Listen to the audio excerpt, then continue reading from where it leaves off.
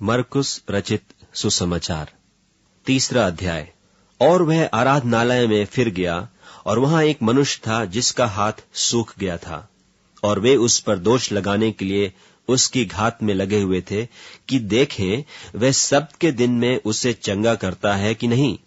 उसने सूखे हाथ वाले मनुष्य से कहा, बीच में खड़ा हो, और उनसे कहा, क्या सब्त के दिन भला करना उचित है या बुरा करना, प्राण को बचाना या मारना? पर वे चुप रहे। और उसने उनके मन की कठोरता से उदास होकर उनको क्रोध से चारों ओर देखा, और उस मनुष्य से कहा, अपना हाथ बढ़ा। उसने बढ़ाया, और उसका हाथ अच्छा हो गया।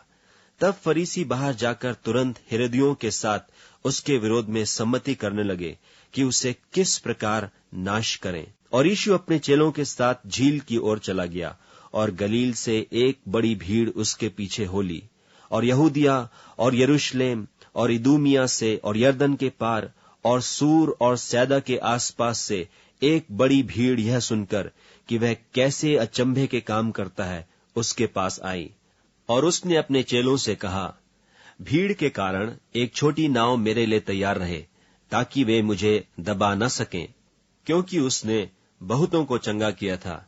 इसलिए जितने लोग रोग से ग्रसित थे उसे छूने के लिए उस पर गिरे पड़ते थे। और अशुद्ध आत्माएं भी जब उसे देखती थीं तो उसके आगे गिर पड़ती थीं और चिल्लाकर कहती थीं कि तू परमेश्वर का पुत्र है। और उसने उन्हें बहुत चिताया कि मुझे प्रकट न करना। फिर वह पहाड़ पर चढ़ गया, और जिन्हें वह चाहता था उन्हें अपने पास बुलाया, और वे उसके पास चले आए। तब उसने 12 पुरुषों को नियुक्त किया कि वे उसके साथ साथ रहें, और वह उन्हें भेजे कि प्रचार करें और दुष्टात्माओं को निकालने का अधिकार रखें।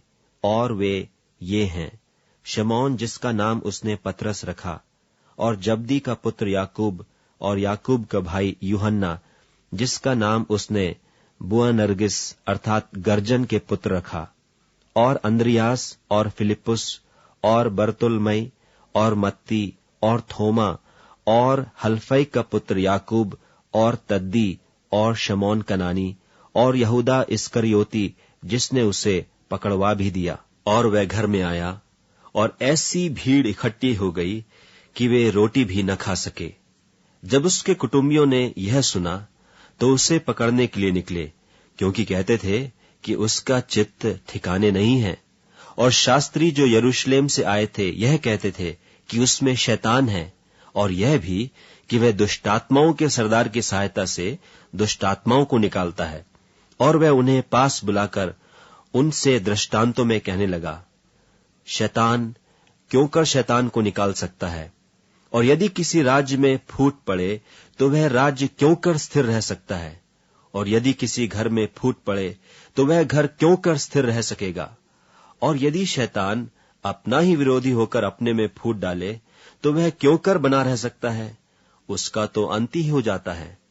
किंतु कोई मनुष्य किसी बलवंत के घर में घुसकर उसका माल लूट नहीं सकता, जब तक कि वह पहले उस बलवंत को न बांध ले, और तब उसके घर को लूट लेगा।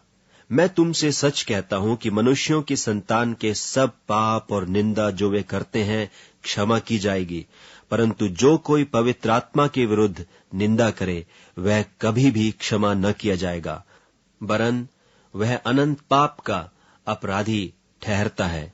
क्योंकि वे यह कहते थे कि उसमें अशुद्ध आत्मा है। और उसकी माता और उसके भाई आए और बाहर खड़े होकर उसे बुलवा भेजा, और भीड़ उसके आसपास बैठी थी।